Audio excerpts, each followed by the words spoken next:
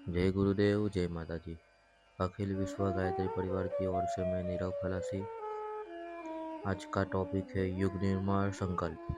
हम लोग मंत्र से शुरुआत करेंगे। ओम भूर्भुवः स्वाहा तस्वितुर्वरेण्यं भर्गो देवस्य धीमहि धियो यो नः प्रचोदयात्। जय गुरुदेव, जय माता जी।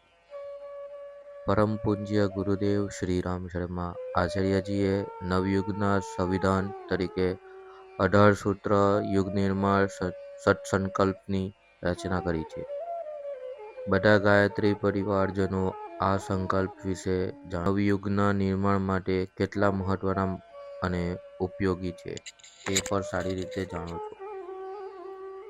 વ્યક્તિ નિર્માણથી લઈને પરિવાર, સમાજ, રાષ્ટ્ર અને નવા વિશ્વના નિર્માણમાં આ સંકલ્પોનું દરેક સૂત્ર એક મહામંત્ર છે. ગંગારમાં સાગરની જેમ બધા શાસ્ત્રોના સદજ્ઞાનનો સાર એ સૂત્રોમાં રહેલો છે. સમગ્ર માનવજાતના ઉત્સવ તથા કલ્યાણનો સર્વોત્તમ માર્ગ આ સૂત્રોમાં રહેલો છે. દરેક સૂત્રમાં માનવ જીવનના આંતરિક તથા બ્રહ્મ પાસનો ઉત્સવ પવિત્ર અને વિકસિત કરવાનું દિવ્ય માર્ગદર્શન રહેલું છે. આજની બધી જ સમસ્યાઓ અને વ્યક્તિગત તથા વૈશ્વિક સંકટોનું સચોટ સમાધાન આ સંકલ્પોમાં આવ્યું છે. સમગ્ર વિશ્વના ભવિષ્યને ઉજ્જવળ બનાવવાનું અદ્ભુત જ્ઞાન એ સંકલ્પોમાં રહેલું છે. આપણા બધા પરિજનો એ સંકલ્પોના મર્મ તથા મહત્વને સમજે છે અને પોતાના જીવનમાં એ સંકલ્પોને અપનાવીને લોકસેવા તથા લોક મંગલના કાર્યક્રમો નિરંતર રહે છે. આ સંકલ્પોનો વ્યાપક પ્રચાર તથા પ્રસાર કરવા માટે એક અભિયાન ચલાવવામાં આવ્યું છે. પરિજનોને દરરોજ તેનો પાઠ કરવાનો આદેશ આપવામાં આવ્યો છે અને યજ્ઞ તથા પ્રચાર પ્રસારના કાર્યક્રમોના અંતે આ સંકલ્પો બોલાવવામાં આવે છે. આ ઉપરાંત નાના મોટા અવસરો, ઉત્સવો તથા આયોજનો વખતે સામૂહિક રૂપે આ સત્સંકલ્પોના વાંચનો કર્મ પર અપનાવવામાં આવે છે. આ બધા પ્રયાસોનું પરિણામ પણ જોવા મળી રહ્યું છે. એનાથી લોકોમાં ધર્મ, અધ્યાત્મ અને માનવતાના કલ્યાણ વિશેની સાચી સમજણનો વિકાસ કરવા માટે અને વિશ્વ શાંતિ માટે આ સંકલ્પોનો અમલ કરવો ખૂબ જ જરૂરી અને અનિવાર્ય છે. આ સત્સંકલ્પોને દરેક માણસે પોતાના જીવનમાં ઉતારવાનો અભ્યાસ કરતા રહીને તેમને પોતાના આચરણમાં ઉતારવો જોઈએ. માત્ર તેનું પઠન પાઠન કરવાથી ઝાઝો લાભ નહીં થાય. એટલે એ દરેક સૂત્રમાં જે દિવ્ય પ્રેરણા રહેલી છે તેને દરેક મનુષ્યએ પોતાના જીવનમાં ઉતારવી જોઈએ. જો એ સૂત્રો પ્રમાણે જીવન જીવવામાં આવે તો આપણું જીવન અવશ્ય ચરિતાર્થ થશે અને એ સત્સંકલ્પો વાંચ્યા પણ સાર્થક થશે. આ સંકલ્પોનો વ્યવહારિક પક્ષ અત્યંત સરળ, સહજ અને પ્રેરણાદાયક છે. આ સંકલ્પોમાં જીવન જીવવાનું સર્વોત્તમ માર્ગદર્શન છે. તેમાં ઉચ્ચતમ જીવન દ્રષ્ટિ તથા જીવનના આદર્શો અને વ્યક્તિ તથા સમાજના પરમ કલ્યાણકારી માર્ગનું ઉત્કૃષ્ટ માર્ગદર્શન રહેલું છે. સમગ્ર વિશ્વના મનુષ્યોના સુખ શાંતિ અને સર્વાંગીણ ભવિષ્યનું આ એક સર્વગ્રપૂર્ણ મોડલ છે. દુનિયામાં આવું ઉત્કૃષ્ટ મોડલ બીજે ક્યાંય જોવા નહીં મળે.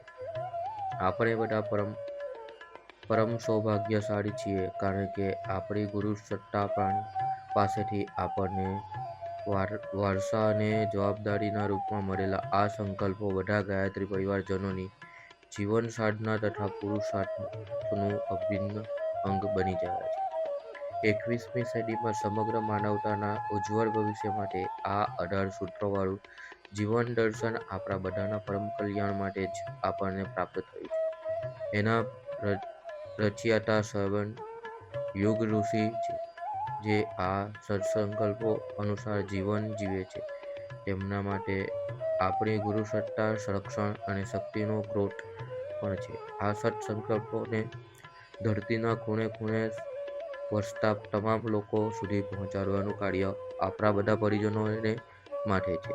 આજની અનેક વિષમતાઓ અને સંકટોની ઘેરાયેલી અને ભયભીત થઈ ગયેલી માનવજાત માટે પરમ પૂજ્ય ગુરુદેવ દ્વારા પ્રણીત આ નવયુગના સંવિધાનની સૌથી વધારે જરૂર છે.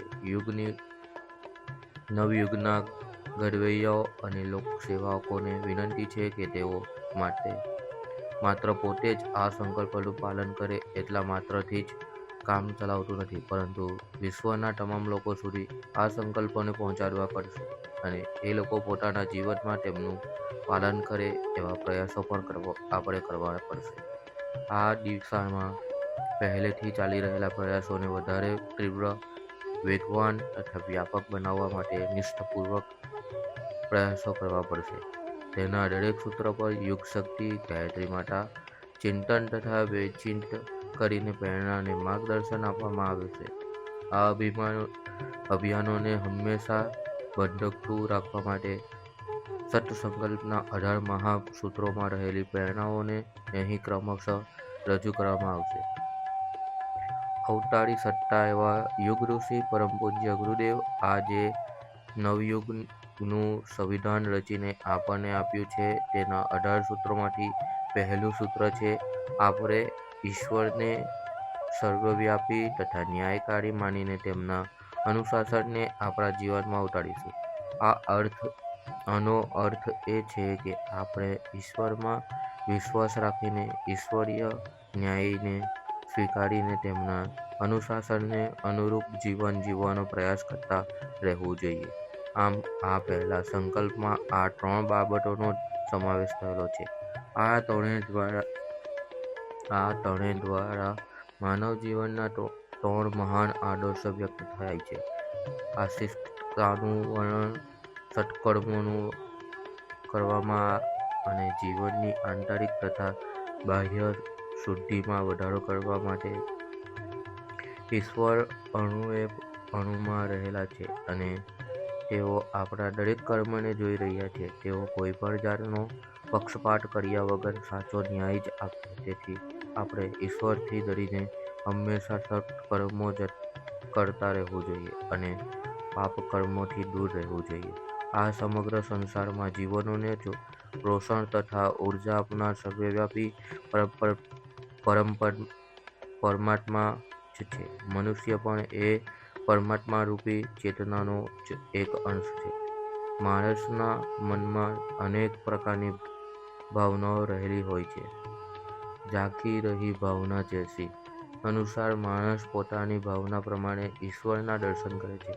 એ પરમ ચેતનાનો પ્રકાશ જ આપણા જીવન તથા જગતમાં સત્વૃત્તિઓ, સત્કર્મો તથા સદ્ગુણોના રૂપમાં પ્રતિબિંબિત થાય છે. ઈશ્વરીય વિભૂતિઓના રૂપમાં માણસને સદચિંતન અને સત્કર્મો કરતા રહેવાનું માર્ગદર્શન મળે છે. આ માર્ગદર્શન ઈશ્વરીય ચેતના નિરંતર આપતી રહે છે. પરમ પૂજ્ય ગુરુદેવે આપણને એવો ઉપદેશ આપ્યો છે કે ઈશ્વર જ્યારે આપણા જીવનમાં પ્રગટ્ય થાય છે ત્યારે સદ્ગુણો તથા સત્કર્મોના રૂપમાં પ્રગટ થાય છે. ઈશ્વરનું પરમ શ્રેષ્ઠ અને સાચું સ્વરૂપ આ સંસારમાં પ્રેમ, સૌંદર્ય, સદયતા, ઉદારતા, પરોપકાર, દયા, કરુણા, સેવા, સહયોગ, સંયમ, ધૈર્ય, શાંતિ તથા આનંદ જેવા અનેક સદ્ગુણોના રૂપમાં અભિવ્યક્ત થાય છે. આપણે આ સદ્ગુણોને વધુમાં વધુ પ્રમાણમાં જીવનમાં ધારણ કરવાનો અભ્યાસ કરતા રહેવું જોઈએ. એ સદ્ગુણોનો જેટલો વિકાસ થશે એના પ્રમાણમાં આપણે શ્રેષ્ઠ કર્મો કરી શકીશું. ઈશ્વર અને તેમની સર્વવ્યાપી સત્તા પ્રત્યે અતૂટ આસ્થા અને વિશ્વાસ હોવા એ મનુષ્યને મળેલી સર્વોત્તમ ભેટ છે. બીજા શબ્દોમાં તેને આસ્તિકતા કહી શકાય. આસ્તિકતાઓ સીધો સંબંધ માણસની ભાવનાઓ સાથે અને પરમ ચેતના સાથે રહેલો છે. પરમાત્મા અપાર અને અતૂટ શ્રદ્ધા તથા વિશ્વાસ રાખીને પવિત્ર જીવન જીવવું એ જ સાચી વ્યક્તિતા છે. આપણા કર્મો તથા આપણી જીવનશૈલી જોઈને આપણે કેટલા આસ્તિક છીએ તેની ખબર પડે છે. સ્વામી વિવેકાનંદે પણ પોતાની જાત પર વિશ્વાસ હોય તેને આસ્તિકતા કહી છે. જો આપણા વાસ્તવિકમાં રહેલા હોય તો આપણા આત્મા જ પરમાત્માના દર્શન થાય છે અને પરમ ચેતનના પ્રત્યે વ્યક્તિ સમર્પણ અને વિશ્વાસનો ભાવ વધે છે. આત્મચેતન અને પરમાત્મા વચ્ચેનો સંબંધ જેમ જેમ પ્રગટ થાય છે તેમ તેમ આપણા સુખ, શાંતિ, સંતોષ તથા પ્રસન્નતામાં દિવસે દિવસે વધારો થઈ જાય છે. નવાનીય વાત એ છે કે લોકો ઈશ્વરની કૃપા સ્વરૂપમાં બધી દૈવી ભૂમિઓએ સંસારમાં બહાર શોધતો રહે છે, પરંતુ પ્રાચીન વાત એ છે કે આપણા આત્મામાં જ રહેલી હોય છે. આ વિભૂતિઓ પ્રાપ્ત કરવા માટે પ્રાચીન કાળથી જ આપણા ઋષિમુનિઓ, તપસ્વીઓ, મહાપુરુષો તથા ગુરુજનો ઈશ્વરમાં શ્રદ્ધા અને વિશ્વાસ રાખવાનો એટલે કે આસ્તિકતાને આટલું બધું મહત્વ આપતા રહ્યા છે. જય ગુરુદેવ, જય માતાજી.